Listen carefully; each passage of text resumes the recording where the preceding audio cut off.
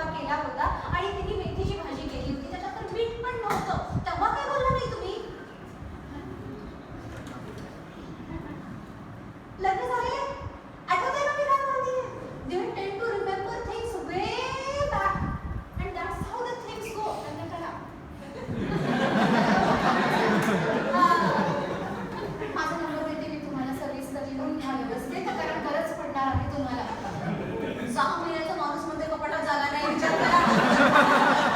So give me what we are talking about. So it is more about how we are going to interact with each other. Women think old things उकरून काढायला मस्त मजा येते.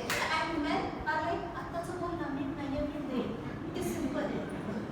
मीठ नाहीये. काय बोलला होता आपण? मीठ नाहीये, मीठ दे. That is it. End of the story. त्याच्या पलीकडे काय तुम्ही मागितलं असते का? Men think in a present moment about that thing. म्हणून तुमचे ड्रायव्हिंग स्किल्स स्ट्रॉंग आहे, म्हणून तुमचे प्रेझेंट स्किल्स स्ट्रॉंग आहेत. Women, you think about everything. That's the reason तुमचे स्किल्स जरी खूप चांगले असले तर तुमचं पाठीमागे बघून. आज तिने माझ्याकडे बघून ग्रीन कलरचं तोंड केलं, काळं तोंड केलं, पांढरं तोंड केलं, निळं तोंड केलं, असं बऱ्याच बायकांचं ते कलरचं कॉम्बिनेशन फार असतं. मी युजली पिंक वापरते आजकाल. But it is necessary that we need to understand this as well. पूर्ण जगामध्ये 50% स्त्रिया आहेत. पूर्ण जगामध्ये 50% जे पॉप्युलेशन आहे ते स्त्रियांचं आहे. हे आपण म्हणू शकत नाही. काहीही झालं तरी आपण, हे फॅक्ट आहे. We cannot change this. What do women want? Trust me, जेव्हा ते सिरियल बघतात, जेव्हा ते टी व्ही बघतात, कोणताही पिक्चर बघतात आणि तो हिरो त्यांना आवडतो. का आवडतो? तो रिस्पेक्ट देत असतो, पण कधी कधी कबीर सिंग पण आवडतो, पण तो फक्त पिक्चर मध्येच आवडतो.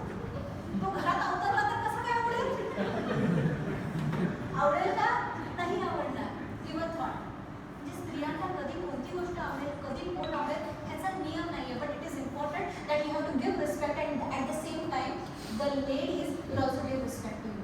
रिस्पेक्ट म्हणजे काय? करेक्ट. आदर at the same time you are speaking to each other. तुम्ही एकमेकांशी बोलत आहात, एकमेकांना समजून घेत आहात, एकमेकांचा विचार एकमेकांना सांगत आहात. खूप चांगलं असतं. मी माझ्या कॉलेजच्या मुलींना एक गोष्ट सातत्याने सांगते, प्लीज कृपा करून मित्र करा, मैत्रिणी करा, एकमेकांशी बोला. It is necessary. बरेचसे फक्त मुलींच्या शाळेत तुम्ही गेलेलं, तुम्हाला माहिती त्याचा फरक काय पडतो, काय होतं नंतर? त्रास होतो. हळूहळू का होईल तिथं परत नॉर्मल आयुष्यामध्ये जरासा त्रास होतो. फक्त मुलांच्या शाळेत तुम्ही गेलेलं आहे, फक्त मुलं गेला होता. सर काय झालेलं? नंतर जेव्हा तुम्ही महिला आणि पुरुष एकत्र काम करत असताना त्यावेळेस काय झालं? त्रास होतो ना? असं अजून बोलायला होत नाही. बायको असेल तरच बोलता येतं, नाहीतर बोलता येत नाही आपल्याला, असंही होतं.